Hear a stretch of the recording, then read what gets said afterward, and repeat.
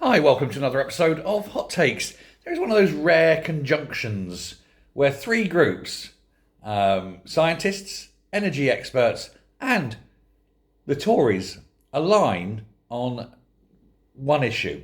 And that issue is, as you can tell from the thumbnail, Ed Miliband. Miliband has the hard-on for net zero. It gives him a little fizz in his pants, doesn't it? But it's unachievable, of course. The physics just don't stack up.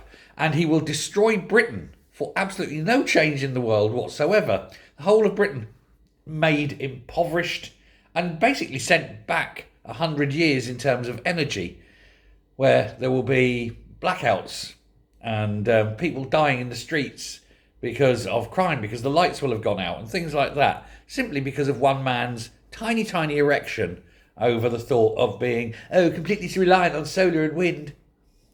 What a bell end. But the government aimed previously to meet electrical demand by 100% green means by 2030. That's gone, ping, done, can't happen. Basically, the energy people are saying it's not achievable at all within a human lifetime because of the cost involved in upgrading the grid, with the basically deforestation of Britain in order to build enough wind farms. And then, of course, you've got to work and spend billions upon billions on building battery backups for when the wind ain't blowing or it's blowing too much and when the sun is not shining.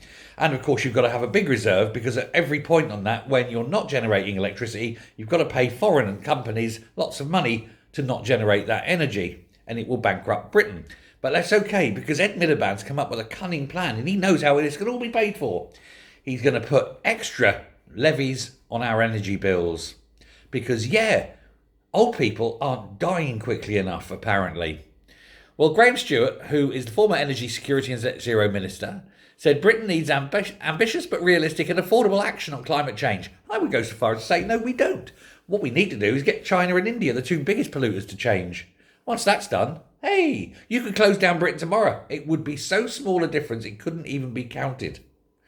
And yet these people sit there going, let's spunk money everywhere. Let's make Britain unpopular. Let's make it let's make it the most expensive place to buy electricity. And that's only when it runs. And of course, then let's give all Johnny foreigners all this money from our electricity bills because we can't make our own electricity. We have to get Johnny Foreigner in to do it and then pay them when the wind ain't blowing.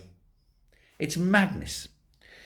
But they're claiming the voters want us to tackle climate change. No. I don't give a shit about climate change because nothing Britain does can do anything. I could make the world a better place within 48 hours if I was in charge. I would put a 10,000% tariff on everything that came from China. Immediate. Boom. And there you go. The world's a better place because China would just go, what the fuck? And they wouldn't sell a single thing in Britain, would they? There you go. Problem solved. Also, I would ban the fashion industry. When you realise how much energy goes into making a cotton t-shirt, for example, you would be frightened.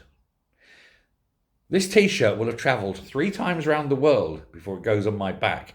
And for every kilo of cotton, 200 kilos of water have to be used. It's horrendously bad. Get rid of fashion, get high quality goods and clothes that last a long time, and bang, half your problem's gone. But ladies, you mean you'll have to wear something twice. Thanks very much. Bye.